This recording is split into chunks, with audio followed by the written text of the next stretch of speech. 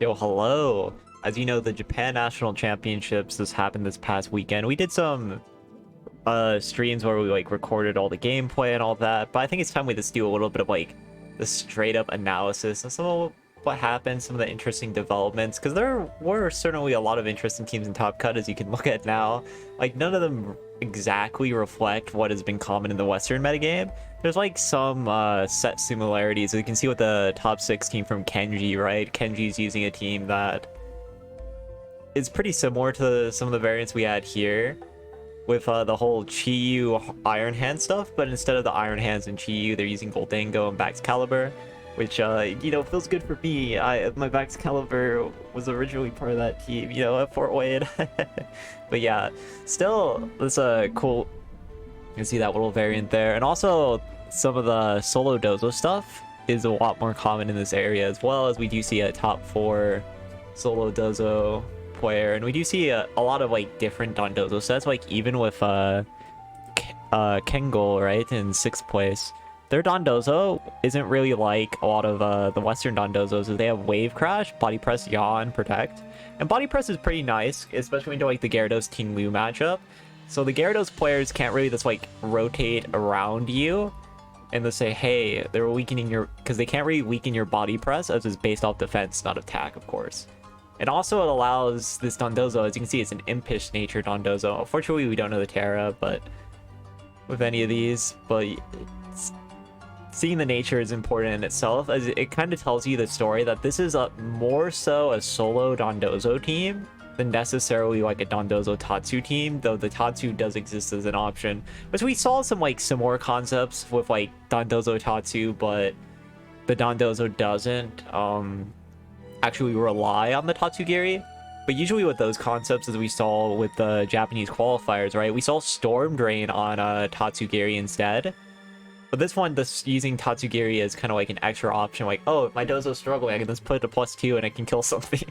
Which honestly I like a lot, because a lot of the problem I have with solo Dondozo is sometimes the pressure it puts on is like super slow and you can't really get any like fundamental aggression going.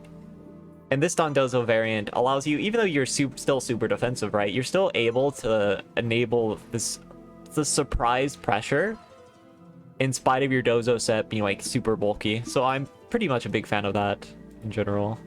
So that's an interesting thing to know. But of course, I think like the most important thing to talk about is the winners team, where they're using Mouseape, though I don't think I ever saw them play Mouseape.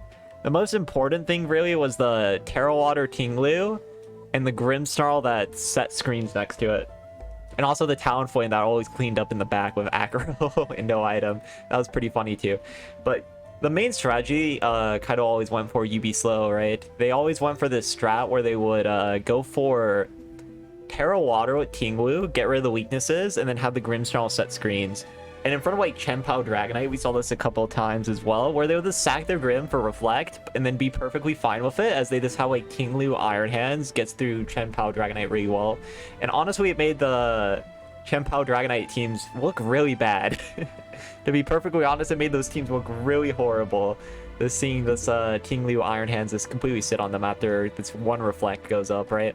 And you see with like a lot of the Chenpao teams, and we saw this in finals as well, they just use so many physical attackers to try to like add to the aggression. Like this one has 4 physical attackers, this one has 5, you know. With so many physical attackers, this getting one Reflect off ended up being like so game ending, and we saw that like over and over and over again on stream, just how much the Tinglu was able to live, even having the impish nature as well, and then just slowly just whittling everything down, and was just insanely punishing. I do believe we did see like one time Annihilape was on stream, but I don't think we ever saw the mouse hold. But in general, the most important part was just fundamentally Tinglu, Grim, and the set screens, and Tinglu that sits around, and you have hands. This be ridiculously bulky as well in the back too. So that was a pretty interesting core, and I think we're going to see that a lot at the North American International Championships, considering that's how like successful Tinglu, Grim just dominate every single player on stream at Japan Nationals. So I think that will be very notable. Also, I do want to talk about the no item Talonflame, of course, is a little glaring thing there, though. The no ad, no item. And I think the key there is just the fact that you have Protect, right? since you have Protect, that kind of like functionally works as like a covert cloak in a way. Because like with covert cloak, right, you kind of dodge the fake out, you dodge through all that, and so this having the Protect functionally works as covert cloak, and then having Acro instead allows your Talonflame to be like pretty bulky. Because we saw this Talonflame, I believe, had like 172 HP, so it had a fair bit of HP investment. It could take advantage of the Grimmsnarl screens, and it wouldn't like actually go down as easily as you would think. Though, for a Talonflame, right? Because Talonflame's not the bulkiest mon in the world. It also had access to a quick guard. I don't think we ever saw it quick guard, so it's more like a 3-attack Talonflame, to be honest. Acro, Tailwind, Protect, and like, okay, it can quick guard, but like, I don't think it ever will. But that was a pretty successful thing. And we also see another notable thing, which we see with the runner-up team as well, right? We see the Safety Goggles Annihilape. The Safety Goggles Annihilape is a pretty cool tech, as it's functionally the same as... oops, wrong button. But yeah, it's functionally the same as having a Safety Goggles on Iron Hands. Though with the second place team, we actually see a little funny tech with it as well, as you can see the Gunk Shot there and their Terra Poison. So essentially, if someone tries to like Terra Grasser on you or something, you can just Gunk Shot around the Mungus and then just get the KO that way. That's a pretty neat thing for potential Pokemon. I don't think Gunk Shot's like the highest value, but it's still like a 120 base power move. So it can do a bit more than like Rage Fist can at base, right? Like if you're into a Flutter and you like Terra Poison, and the Flutter just ignores your Annihilape, they'll probably actually live the 50 base power Rage Fist, but they're most certainly not going to live the 120 base power Terra Poison Gunk Shot. Even though it's just a neutral target, I don't think they would ever live that. And yeah, Goggle's important there too. Let's get some more maximum value. It also kind of deals with the more neutral fairies. Like if they Terra Fairy, right, to get away from your Shadow Sneak, all of a sudden they're hit by the Terra Poison Gunk Shot. And any other fairies that are in the meta, which there aren't really many, but Sylveons get hit by it too, if anyone actually tries to play that. And were there any? Yeah, there was one Sylveon, I guess.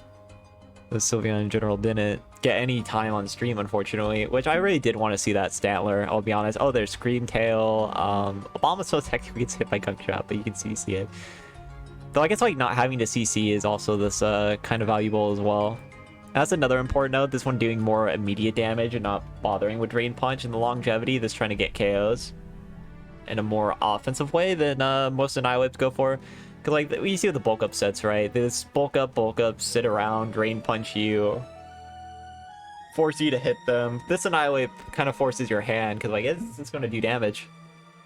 And it kind of does help as well, because like, you see there's 5 physical attackers here. So having that Defiant ability is, and the immediate damage of moves like CC and Gunk Shot kind of helps this team function, because like otherwise, oh, someone that brings a Gyarados in, oh shoot, if someone just brings an Arcanine in, oh no. And that's like one of the main weaknesses with a style like this, so having this kind of offensive Annihilate kind of helps clear that out a bit. We do see another interesting set as well with Mimikyu and Woodhammer. We saw this on stream, it actually kind of covered well for Terra Water Tinglu. Because like a lot of the things of this team didn't really necessarily hit Tinglu too well.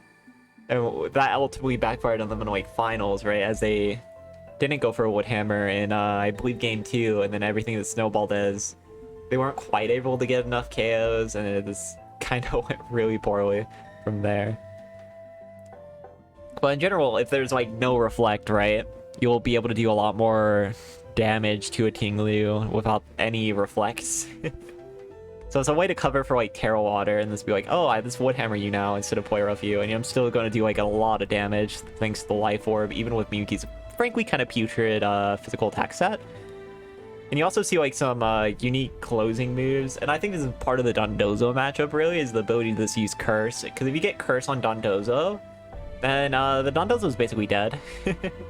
Dondozo cannot really do anything about Curse, so just having that is a nice way. And we also see the Baxcalibur. And this Baxcalibur uses a set that we saw a bit earlier in the format with like Talonflame Baxcalibur teams, where they would go like Terra Ground, Bax, and this EQ. And that's still like this really strong and hard to deal with, this having Ice Dragon ground coverage, because like ground also means you just hit steel types, the thing that was like previously walling you. and this makes you a very strong Pokemon. Also notable, 3 ice types without snow. It is something that's worth talking about as well. So the defensive typing there is not too great, but having the 2 ghosts covers like the fighting weakness that you all share.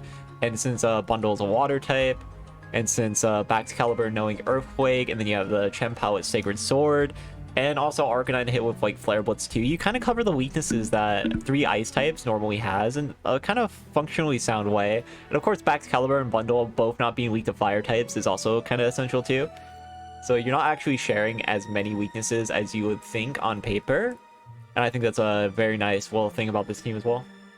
And you see it's kind of like standard sets on most other things, but another notable thing that I almost forgot to mention, Arcanine has Wild Charge. And this is an extra part of how this team covers against Gyarados. Because like Gyarados, even with Bundle, can be scary, the defensive ones. Because like if Gyarados defensive Terras into like Poison or Steel, it can become very hard to deal with. And if Annihilape's just not on the field, then you are probably going to have a lot of trouble just dealing with Gyarados defensively anyways. So Wild Charge is an extra way to hit that. Also, again, hits Tinglu once it Terra Waters, which is pretty common. And also, this does kind of good damage to water types, which a lot of teams don't really have great ways to hit water, so water has become like such a great defensive Terra. But this way they had 3 ways to hit water super effectively, which is something that's like very abnormal, right? Even though water is like such a valuable defensive typing, because even like a Moongus, for example, I think that's the other one where a Moongus can kind of Terra Water in front of you, and you're just like, shoot, with your ice types. Like even Bundle Freeze Dry, even hitting super effectively isn't doing the most to Moongus. But since you have this Mewtwo using Wood Hammer, you have this Arcanine with Wild Charge potential, you actually have decent ways to cover for like a Moongus going for Terra Water. So those pretty nice choices overall. Oh shoot. Ew, it's not showing the list now. What the heck? There we go. Let it refresh. And we also see this team with the Sash Murkrow and the Chien-Pao with like Life Orb. The Great Tusk, I really wish we knew what Terra Blast this is, because that's like very important, but we never saw it on stream. But they're not using CC for it. Like this could be Electric Terra. I kind of think it's Electric Terra, but I could be wrong on that. Is there any indicator somewhere? Please, indicator. I did in 3rd place, it was a mess, thank you. No. I still don't know. Maybe they will tell us. Yeah. Yeah, I don't know what Terra that is, which is very important. I assume it might be electric. Though maybe it's not, because he already has Rock Slide, right? Yeah, it's interesting, no CC. And this did end up mattering a bit on the game we saw on stream for them, where they could have like CC'd Tinglu, and Tinglu just kind of led into them, right? So that ended up not being as much of an option. So I think if it's Terra, it was probably Terra to like something that can hit water, probably. Because like water is a pretty good defensive typing into this for them. Basically everything other than the specs Flutter Mane, but you don't want to get locked in a Thunderbolt, so I'm assuming it's this Terra Electric. It hits Gyarados too, right? Gyarados is very annoying. So that would be my overall assumption. Overall, a pretty cool team though. I don't know if I would run Rock Slide as well. Clear Amulet I think is like very cool though, because like Gyarados normally should be annoying, but then it has Rock Slide, it has Terra Blast, and EQ to cover for like Terra options, so that's pretty cool. Also the Wincon Garganacl, and like choosing Life Orb on Chien-Pao. It's nice too, because it's the damage bonus, and Icicle Crash as well. Kind of just going all in. Also, we saw there Chi-Yu had some bulk investment with Scarf as well, which I think was pretty nice, and kind of like turned the game on stream for them this a fair bit. Also, the Sash got a fair bit of value too, because it meant Murkrow couldn't get like burst KO'd by Flutter Mane. Like even with Eviolite, you kind of struggle to always be safe into like a Flutter Mane into mons like Chien-Pao. And you kind of have to like play this certain amount like passive, because if your Murkrow gets OHKO'd by 1 Pokemon, that's super bad for you. Getting OHKO'd by like 2 Pokemon is kind of good. So having Murkrow this be sashed and no bulk is like honestly kind of helpful at times, because losing your Murkrow can give you a lot of value, and also like potentially preserving your Murkrow in scenarios where those like Flutter Chi-Yu, where they can just OHKO your Murkrow in 1 hit, is also something worth talking about as well. And I do overall like this choice of Focus Sash there. I do believe we already talked about Shohai's team. Yeah, but this is another Actually, no, we didn't. But they have Will-O-Wisp safety goggles on Chi-Yu. Pretty cool. Like, you see this kind of safety goggles Chi-Yu a lot in the Western meta now, usually with like Amoonguss and Nasty Plot instead. You don't usually see it with Will-O-Wisp, but since there's no Amoonguss to take advantage of, there's no point in that, so you just run Will-O-Wisp instead and get some like supportive value. Also notable, having the Fluttermane with Substitute is pretty useful too. This gives you a way to stall games a little bit, get some utility going, and then having the Dondozo, the Tinglu, a more standard Tinglu set. We saw like a few of these having like Stealth Rock. There's one with like Sand Tomb as well. But this one's a little more normal, though foregoing Stomping Tantrum for EQ, which I think is kind of smart, right? Because like Stomping Tantrum getting redirected by an Amoonguss can be like so bad into matchups that into a team that we've seen rising a lot, right? Where you have like Nasty Plot Chi-Yu next to Amoonguss. And in that scenario, not having EQ is like super bad. So just having the EQ there kind of helps that matchup quite a bit. Dondozo with Wave Crash, Heavy Swam, Yawn, and Oblivious. Oblivious making you immune to Intimidate, and also this standard supportive set otherwise. So overall, this is pretty good. I do believe it's probably like Terra Water Will-O-Wisp too, so they can deal with Dozo a bit better. And the Substitute on Flutter helps with Dozo as well, because you're able to sub on the in front of the Dozo, and they have to like target you over and over and over again. So I guess that's probably part of the reason why, and you can maybe get a Will-O-Wisp off on them or something. Or they maybe just forego the Dozo matchup, because like, you know, that's probably what you would do with Oblivious anyways. Because Unaware's main benefit is really for the mirror matchup, I would say. So yeah, we see Oblivious Dozo. It's a pretty nice tech there. We see Gyarados, Bax. Kind of like the North American teams in the West, but no Chi-Yu. The Chi-Yu has been foregone for a Scarf Goldango and a Amoonguss with like Clear Smog to kind of give some extra turns versus Dozo and some setup stuff too.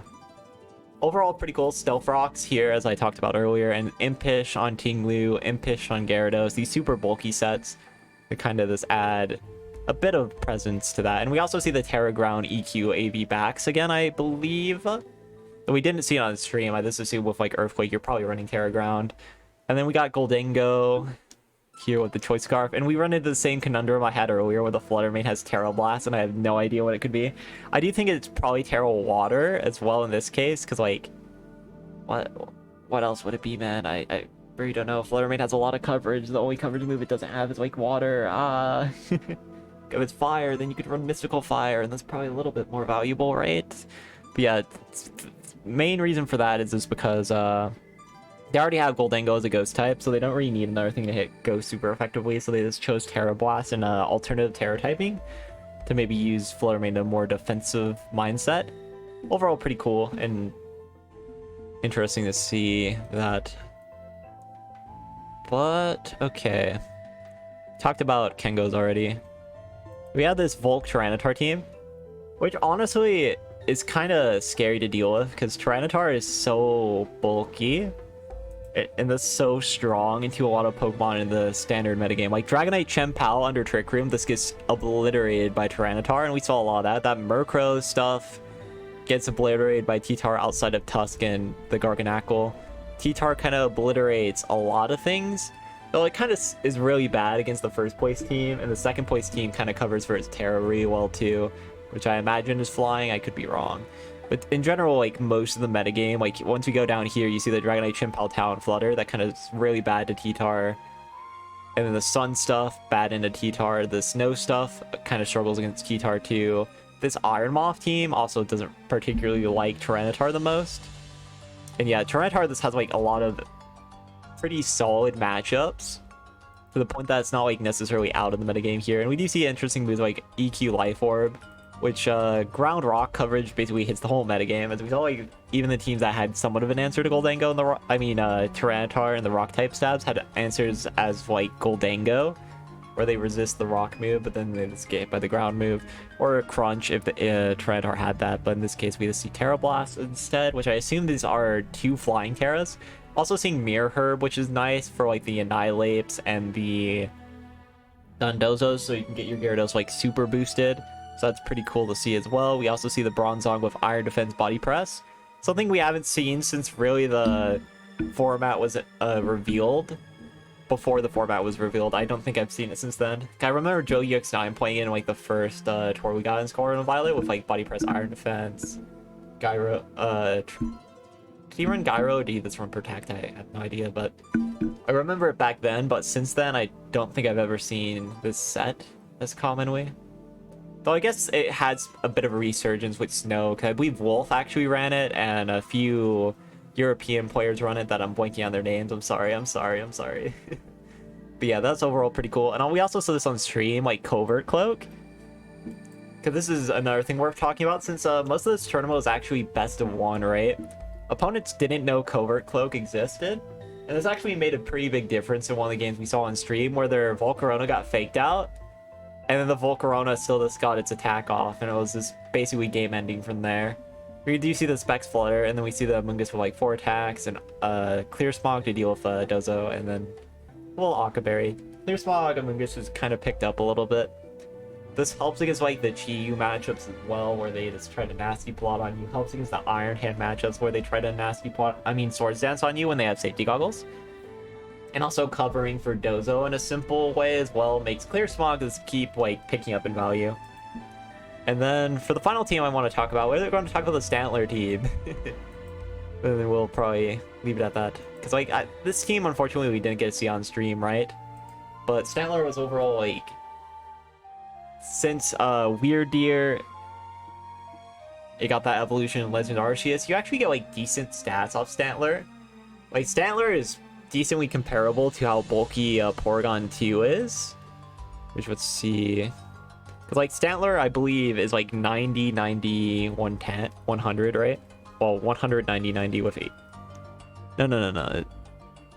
It was like, y'all was super wrong. I was thinking P2 bulk. It's P2? Yeah, P2 is the one with 90s, dang. But yeah, Stantler had like 73, 62, 65, plus Intimidate and Eviolite. It's actually like not bad, because Eviolite, of course, like doubles your defensive bulk. It's not any bit comparable to P2, because I said P2 has like 90 in its defense stats. Why? Oh my god, bulky as hell.